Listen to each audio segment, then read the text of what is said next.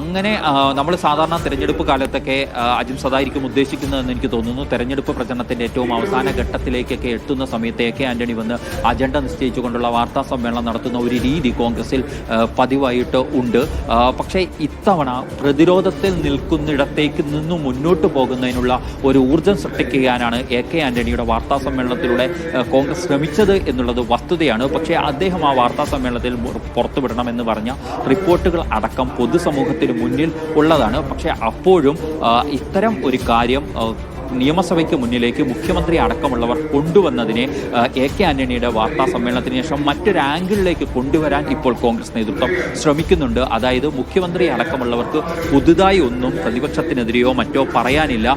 ഇപ്പോൾ നടക്കുന്ന പോലീസ് അതിക്രമങ്ങളെ പ്രതിരോധിക്കാനും കൃത്യമായ വിശദീകരണങ്ങൾ മുഖ്യമന്ത്രി അടക്കമുള്ളവർക്കില്ല. അതിനാലാണ് പഴകി തുരുമ്പിച്ച ആയുധങ്ങൾ തേച്ചുപിടിക്കി മുഖ്യമന്ത്രി അടക്കം കൊണ്ടുവന്നു. ചോദിക്കാൻ കാരണം ഒരു പഞ്ചായത്ത് തെരഞ്ഞെടുപ്പ് വരാൻ പോവുകയാണ്. അടുത്ത വർഷം അസംബ്ലി തെരഞ്ഞെടുപ്പുണ്ട്. ഈ ഘട്ടത്തിൽ അയ്യപ്പ സംഗമം നടത്തിക്കൊണ്ട് സർക്കാർ കുറെ കൂടി കരുതലോടെ മുന്നോട്ട് പോകുന്നു.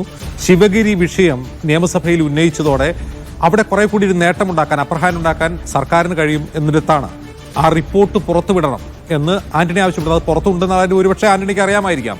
പക്ഷെ ആ റിപ്പോർട്ടിൽ എന്താണ് പറയുന്നത് എന്നുള്ളതാണ് പ്രധാനപ്പെട്ട കാര്യം. അത് പിണറായി കൂടി ഉൾപ്പെട്ട മന്ത്രിസഭ അംഗീകരിച്ചാണ് എന്ന് പറയുന്നതിലൂടെ ഒരു പഞ്ചായത്ത് തെരഞ്ഞെടുപ്പിനെ കൂടി ലക്ഷ്യം വെച്ചൊരു അജണ്ട സെറ്റ് ചെയ്യുകയല്ലേ ആന്റണി ചെയ്യുന്നത്? അത്തരത്തിലുള്ള വിലയിരുത്തലുകൾക്ക് സാധ്യമാണ്. കാരണം അജിംസ് ചൂണ്ടിക്കാണിച്ചതുപോലെ തന്നെ നമുക്കറിയാം SNDP യോഗം ഇപ്പോൾ എടുക്കുന്ന സർക്കാരിനോട് അനുകൂലമായ ഒരു നിലപാടുണ്ട്. അവിടെയാണ് ശിവഗിരി അടക്കമുള്ള കാര്യങ്ങൾ ഒരിക്കൽ കൂടി ഭരണപക്ഷം ചർച്ചയ്ക്ക് കൊണ്ടുവരുന്നത്. ശിവഗിരി അടക്കമുള്ളിടത്ത് അതിക്രമം നടത്തിയത് UDF സർക്കാരിൻ്റെ കാലത്താണ് എന്ന ഒരു പ്രചരണം തിരഞ്ഞെടുപ്പ് മുന്നിൽ നിൽക്കെ വീണ്ടും ആരംഭിക്കാനായിരുന്നു സർക്കാർ ലക്ഷ്യമിട്ടത് എന്ന് വ്യക്തമാണ്. അതായിരുന്നു പോലീസ് അതിക്രമങ്ങളെ പ്രതിരോധിക്കാനാണ് എന്ന നിലയ്ക്കാണ് അവതരിപ്പിച്ചതെങ്കിൽ പോലും അതിന് മറ്റൊരർത്ഥത്തിലുള്ള രാഷ്ട്രീയ ലക്ഷ്യമുണ്ടായിരുന്നു. ആ ലക്ഷ്യത്തിന്റെ കാര്യത്തിലാണ് എ കെ ആന്റണി ആ റിപ്പോർട്ട് നിങ്ങൾ വായിച്ചു നോക്കൂ, ആ റിപ്പോർട്ട് പുറത്തുവിടൂ എന്ന തലത്തിലുള്ള നിർദ്ദേശം മുന്നോട്ട് വെക്കുന്നത്. സ്വാഭാവികമായും അതോടുകൂടി ആ റിപ്പോർട്ടിൽ എന്താണ് എന്നത് സംബന്ധിച്ച അന്വേഷണം മാധ്യമങ്ങളും മറ്റും ഒരിക്കൽ കൂടി നടത്തുന്നു. അത് പൊതുസമൂഹത്തിന്റെ മുന്നിലേക്ക് വരുന്നു. അപ്പോൾ അവിടെ പോലീസ് അതിക്രമം അല്ല നടന്നത്.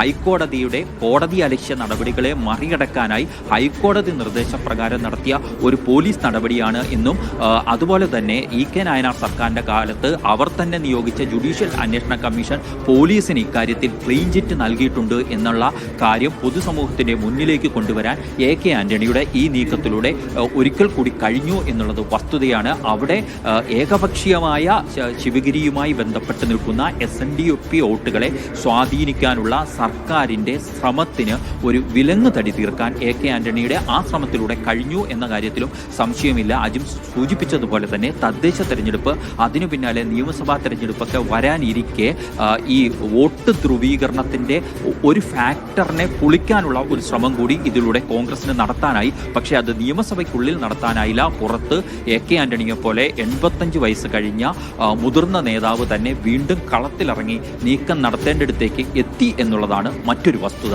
അജിംസ്. ശരി, കെ ആർ സാജുവാണ് വിവരങ്ങൾ നൽകിയത്. എന്തായാലും എ കെ ആന്റണിയുടെ വാർത്താ സമ്മേളനം ഒരു അജണ്ട സെറ്റിംഗ് ആണ് എന്ന് തോന്നിക്കുന്ന രീതിയിലാണ് ഇപ്പോൾ കാര്യങ്ങൾ പുറത്തു വരുന്നത്. ഒരിടവേള.